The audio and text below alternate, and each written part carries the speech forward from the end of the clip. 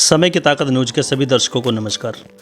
आज आपको हम लेकर पहुंचे हैं जिला करनाल हल्का असंध के ग्राम पंचायत अरडाना में, और आज हमारे साथ जिला परिषद वार्ड नंबर 24 के भावी प्रत्याशी मौजूद हैं सुल्तान जी उर्फ सुमित राणा जी, और इनसे हम आज जानकारी लेंगे कि इनका जो राजनीतिक उद्देश्य है, क्या सौगात लेकर ये जनता के बीच में आए हैं और क्या क्या इनके मुख्य एजेंडे हैं और किस प्रकार की सौगात और जनता का जो प्यार दुलार इनको प्राप्त हो रहा है, कितने इनके गांव आते हैं वार्ड नंबर 24 में, जानकारी लेंगे सुल्तान जी उर्फ सुमित राणा जी से। सर नमस्कार। नमस्कार सर।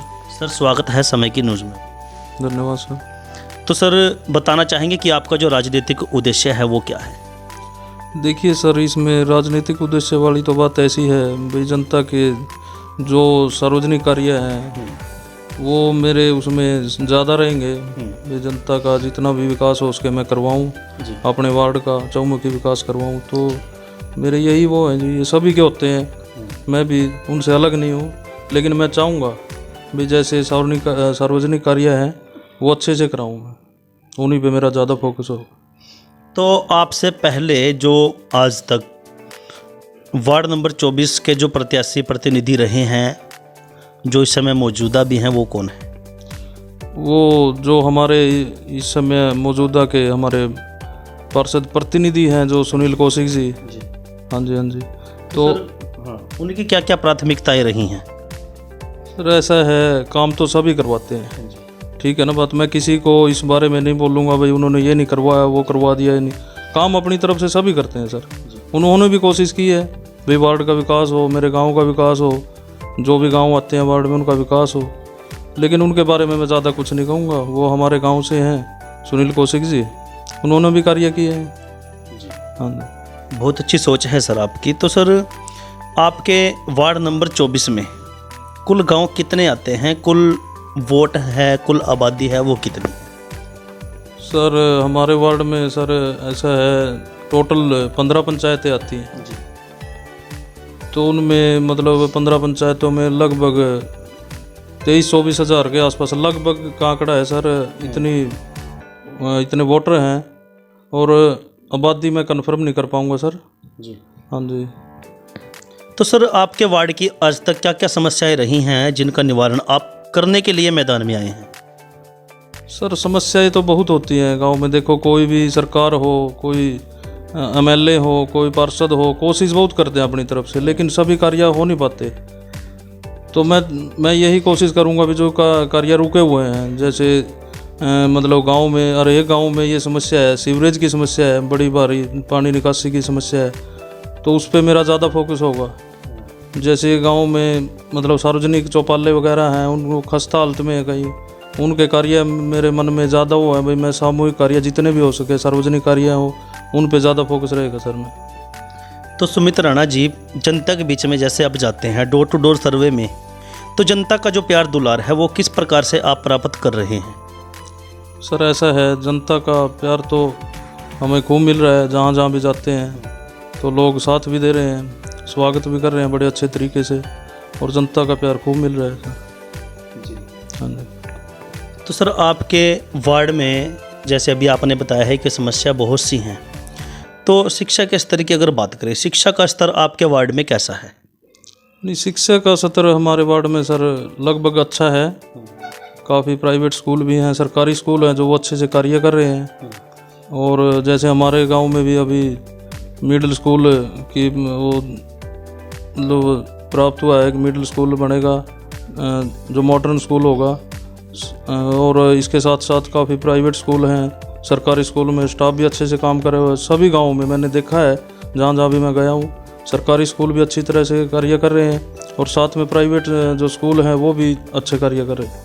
सर कोरोना महामारी के चलते आज शिक्षा का स्तर जो है वो बहुत डाउन चला गया है। इसके बाद भी सरकार की बहुत अच्छी कोशिश रही है, मुहिम रही है कि सभी बच्चों को ऑनलाइन, घर बैठे ही ऑनलाइन शिक्षा प्रोवाइड कराई जाए। तो आप किस प्रकार से इस शिक्षा के स्तर को ऊपर उठाने की बात कहेंगे? देखिए सर, ये कोरोना महामारी सारे देश विश्व में फैली हुई थी, सभी को पता है, और इसमें बच्चों की पढ़ाई तो इसमें प्रभावित हुई है, इसमें कोई दो राय नहीं। लेकिन जैसे सरकार ने कदम उठाए हैं, जैसे ऑनलाइन शिक्षा का, वो भी अच्छी तरह कार्य कर रहे हैं, सारे टीचर लगे हुए हैं उसी में। तो इसमें सुधार के लिए तो सरकार को और थोड़ा कोशिश करनी चाहिए। जो बच्चे मतलब जिनके पहुंच से बाहर है, जैसे मोबाइल हो गया, और उनके लिए कुछ करना चाहिए, टैबलेट वगैरह का कोई ऐसा सिस्टम करना चाहिए बच्चों के लिए। तो सर इसके लिए तो ऑनलाइन ही एक ऐसा मात्र साधन है जो बच्चों की पढ़ाई का सुचारू रूप से चला हुआ और चलता रहेगा अभी आने वाले समय तक, जब तक ये कोरोना महामारी पूरी तरह ख़त्म नहीं होती। तो सर बताना चाहेंगे कि महिलाओं के विकास के लिए आपकी क्या सोच रहेगी?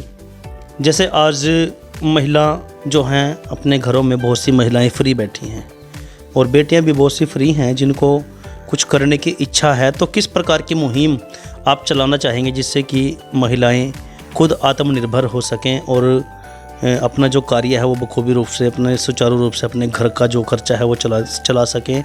तो किस प्रकार का रोजगार स्थापित करना चाहेंगे जिससे कि पूरे गांव में एक विकास की लहर दौड़े? आज के टाइम में पीछे नहीं है, वो लगातार पढ़ाई का हो क्षेत्र हो या और भी कोई क्षेत्र हो, राजनीति का क्षेत्र हो, सब में अव्वल हैं और मतलब आदमी से कंधे से कंधा मिलाकर चल रहे हैं। उसके बावजूद भी अगर कोई ऐसी लड़कियां हैं, महिलाएं हैं जो अपने घर में मतलब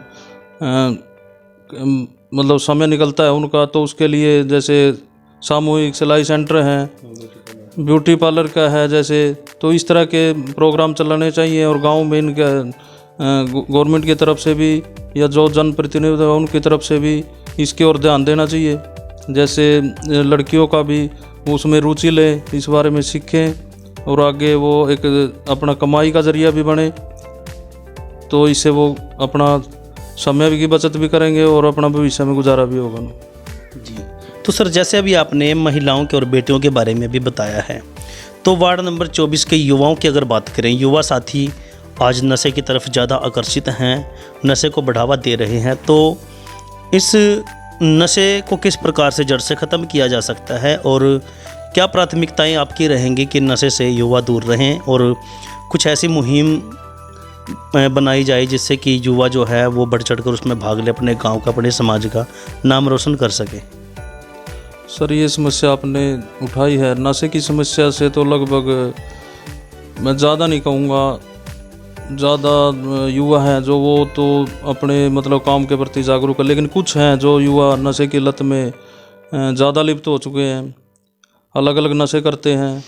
तो उनको मैं यही बोलूँगा कि जैसे कोई एक जागरूक अभियान चलाया जाए जनप्रतिनिधित्व की तरफ से भी या गवर्नमेंट की तरफ से भी, कोई ऐसा गांव में कोई मतलब योजना चलाई जाए जिससे उनको रोज़गार भी मिले और उनका समय उसमें निकलता रहे और वो नशे की तरफ कम से कम जा सके, जिससे उनके जीवन में नशे के प्रति घृणा पैदा हो और वो अपने काम में व्यस्त रहे।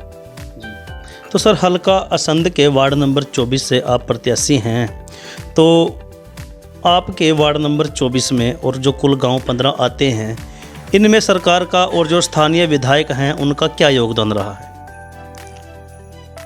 सर बात ऐसे है, जैसे मेरा पंचायतें आती हैं तो काम तो सभी में हुए हैं सर, पीछे भी करवाए जो एमएलए साहब थे, अब भी जो एमएलए हैं वो भी कोशिश कर रहे हैं जितना हो सके उनसे काम करवाए, लेकिन फिर भी लगभग सभी का काम नहीं हो पाता सर, कोई ना कोई समस्याएं रह जाती हैं, करने के बाद भी रह जाती है।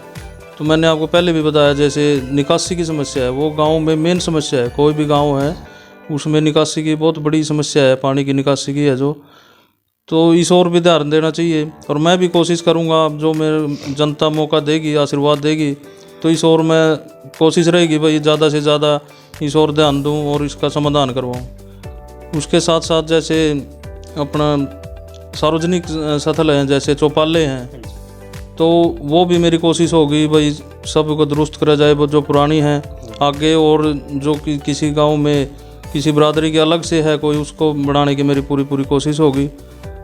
और इसके साथ साथ देखो यही काम होते हैं भाई साहब, गली का हो गया, तो चौपाल का हो गया, मुख्य सड़कें हैं, हाँ जी इनके बारे में आगे करवाने की कोशिश होगी, जैसे शमशान घाट हैं, तो ऐसे काम हैं जो सार्वजनिक काम हैं, जो सबके काम हैं, उन पर मेरा ज़्यादा फोकस होगा। तो सर, अपने वार्ड नंबर 24 को चमकाने के लिए किस प्रकार की मुहिम आप लागू करना चाहेंगे? जैसे शहरों की तरह एक विकसित एरिया होता है, शहर से जुड़ते जो गांव होते हैं, तो अपने वार्ड नंबर 24 के जितने भी गांव हैं उनको किस प्रकार से सुंदरता प्रदान करने की कोशिश रहेगी आपकी? सर, मेरी कोशिश, अगर जनता ने मेरे को चुना, मेरे को आशीर्वाद दिया, तो मेरी कोशिश होगी भाई जितना भी मैं विकास करवा सकूँ अपने वार्ड का, मैं चाहूँगा भाई ज़्यादा से ज़्यादा विकास करवा सकूँ। उसकी सुंदरता के लिए जैसे पेड़ पौधे हैं वो ज़्यादा से ज़्यादा लगवाने की कोशिश होगी। लाइटें हैं गांव में, स्ट्रीट लाइटें वगैरह, तो इस तरह के काम मैं ज़्यादा चाहूँगा भाई करूँ। इसके साथ साथ मैं युवाओं को साथ में लेकर, जैसे संस्था होती हैं जो अपनी युवा क्लब वगैरह हैं, जैसे संस्था है गांव में, हमारे गांव में भी कई संस्थाएं हैं ऐसी, तो उनको बढ़ावा दूंगा। उससे युवा है जो उससे जुड़ेंगे और वो नशे की तरफ से या और अपने गलत कामों से बचेंगे और गांव के विकास में उनका योगदान होगा। इससे गांव का विकास भी होगा और उनको आगे बढ़ने का मौका भी मिलेगा युवाओं को। जी, तो राणा जी, अंत में आप अपने वार्ड नंबर 24 की जनता को किस प्रकार का संदेश देना चाहेंगे? जैसे कि अब नया साल 2021 आगमन पर है, तो किस प्रकार का संदेश आप देना चाहेंगे? मैं अपने वार्ड नंबर 24 की सभी जनता को ये कहना चाहूँगा, अभी आपके लिए नया साल 2021 आ रहा है, वो आपके लिए बहुत ही शुभ हो। और ये जो 2020 का गया, ये सभी पे एक भारी बोलेंगे आप साल था, संकट का साल था, वो अब जाने वाला है। वो आगे चाहूँगा परम पिता परमात्मा सभी को 2021 में सुख रखे, सुख समृद्धि दे। तो 2021 आपके लिए शुभ हो। सभी अलका और मेरे प्रदेशवासियों को यही शुभकामनाएं हैं। जी, धन्यवाद जी। देखिए, आज की खास कड़ी में हमारे साथ थे सुल्तान सिंह उर्फ सुमित राणा जी, जो कि ग्राम पंचायत अरडाना, हल्का आसन, जिला करनाल और जिला परिषद के वार्ड नंबर 24 से प्रत्याशी हैं। तो बहुत अच्छी सोच है सर आपकी, बहुत अच्छे कार्य आपने बताए हैं कि किस प्रकार से गाँव का और अपने वार्ड का किस प्रकार से चहुमुख विकास होगा। तो हमारी भी आशा है कि इस प्रकार से युवाओं का भी बढ़ चढ़कर समर्थन इनको मिलना चाहिए, जिस प्रकार से इनकी सोच है। तो मेरे कहने का भाव यही है कि अब की बार इनको मौका दिया जाए ताकि आपके वार्ड की समस्याओं का निवारण हो, आपके वार्ड को चमकाया जा सके, अच्छे कार्य और सुंदरता प्रदान की जा सके। तो बने रहें समय की ताकत न्यूज़ के साथ। कैमरामैन राजू राणा के साथ राजेश सिरसवाल की एक